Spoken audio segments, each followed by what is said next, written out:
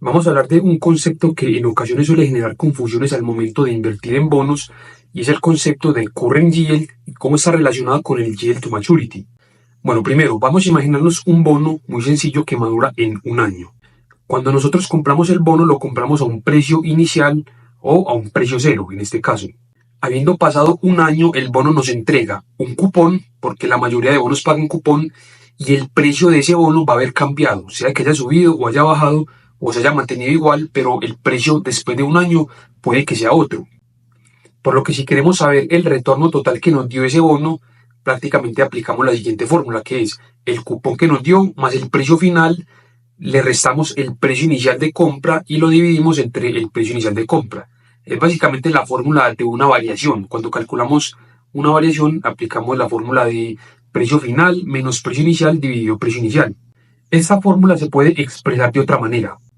Como lo están viendo ahí, la fórmula queda dividida en dos, donde la primera parte de la fórmula es a lo que se conoce como el current yield y la segunda parte de la fórmula es la variación en el precio.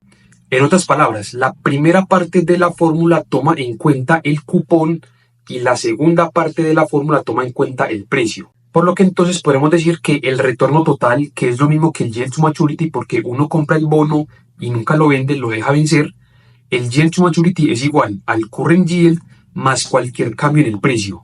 Si no lo han entendido muy bien hasta ahora, podríamos relacionarlo con las acciones. Cuando ustedes compran una acción que paga dividendos, en este ejemplo tenemos Nike, que al momento de grabar este video tiene un dividendo del 2.26%. Si ustedes compran la acción hoy, al otro año van a recibir un 2.26% de rendimiento en dividendo.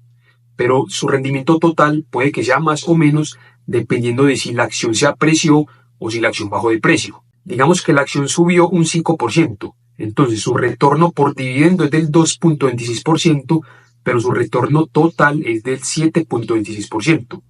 Entonces, básicamente, el current yield de un bono es el equivalente al rendimiento del dividendo de una acción. Vamos a mirar un ejemplo. Suponga que un bono tiene un coupon rate del 8% anual, hace pagos anuales, madura en 15 años y actualmente su precio es de $1.100. Queremos saber dos o tres cosas que son el current yield, cuál es el yield to maturity y cuál sería el precio del bono habiendo pasado un año. El current yield es bastante fácil de calcular, como lo vimos en la fórmula pasada. Es cuestión de dividir el cupón al año entre el precio que se pagó por ese bono. Es decir, $80 dividido 1.100 y nos da que el current yield es del 7.27%.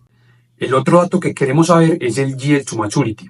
Para eso tenemos que volver a la fórmula que hemos visto en los videos pasados y es cuestión de despejar la R, que es el yield to maturity. Esto se puede hacer mucho más fácil en un Excel, como se los mostré también.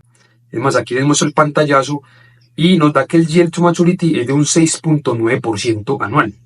Entonces, ya teniendo estos dos datos, aquí podemos ver algo raro. Si ustedes compran el bono, pasa un año y reciben su cupón, su rendimiento va a ser del 7.27%. Pero si ustedes compran el bono, nunca lo venden y deja que madure hasta los 15 años, su rendimiento total cada año va a ser del 6.9%. Es mucho menor que el current yield. ¿Esto por qué sucede? Bueno, básicamente porque el current yield no está tomando en cuenta la variación en el precio, solamente toma en cuenta el rendimiento de ese cupón. Entonces, ¿cuál sería el precio de ese bono habiendo pasado un año?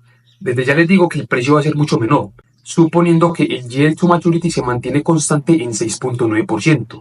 Entonces, ¿cuál sería el precio del bono habiendo pasado un año? Bueno, suponemos los siguientes datos. El cupón no cambia, el face value tampoco cambia, el yield to maturity, que es del 6.9%, tampoco cambia. Lo único que cambió es el tiempo de madurez. Ya no le quedan 15 años al bono, sino 14. Entonces, para calcular el precio de ese bono, simplemente aplicamos la fórmula que también hemos visto en los videos pasados, que se puede hacer en un Excel o en una calculadora, y nos damos cuenta que el precio del bono es de 1.096.8 centavos. Su variación fue negativa, como lo ven ahí es del 0.29%, que bajó el precio. Entonces podríamos decir que en un bono que se vende por encima del face value, también conocido como un bono premium, el precio del bono va a ir disminuyendo a lo largo del tiempo siempre y cuando el yield to maturity se mantenga constante. Esto lo podemos ver en un Excel, sí. Como lo están viendo ahí, a medida que el tiempo de madurez baja o va disminuyendo a cero, el precio del bono también tiende al valor principal, a 1.000. Y la variación en el precio siempre va a ser negativa. Pasa al contrario con un bono que se vende a un valor menor al face value, también conocido como un bono a descuento. Como lo están viendo, imagínense que el bono se vende a un precio inicial de $900 y a medida que el tiempo de madurez baja, el precio del bono sube. A medida que el tiempo de madurez se acerca a cero, el precio del bono se acerca a $1000 y la variación en el precio siempre es positiva. Con eso entonces podemos sacar tres conclusiones. Siempre y cuando el yield to maturity se mantenga constante a lo largo del tiempo, en un bono premium el precio del bono siempre va a tender a la baja, por lo que el current yield va a ser mayor que el yield to maturity. En un bono de descuento el precio del bono va a tender al alza a lo largo del tiempo, por lo que el current yield va a ser menor que el yield to maturity. Y en un bono a la par, que es lo mismo que cuando el precio es el mismo que el face value, es decir, $1000, el current yield siempre va a ser el mismo que el yield to maturity, por lo que el precio nunca va a cambiar. Entonces, esta es la relación que tiene el current yield, que es básicamente una porción del retorno total, con el yield to maturity, que el yield to maturity se considera el retorno total del bono.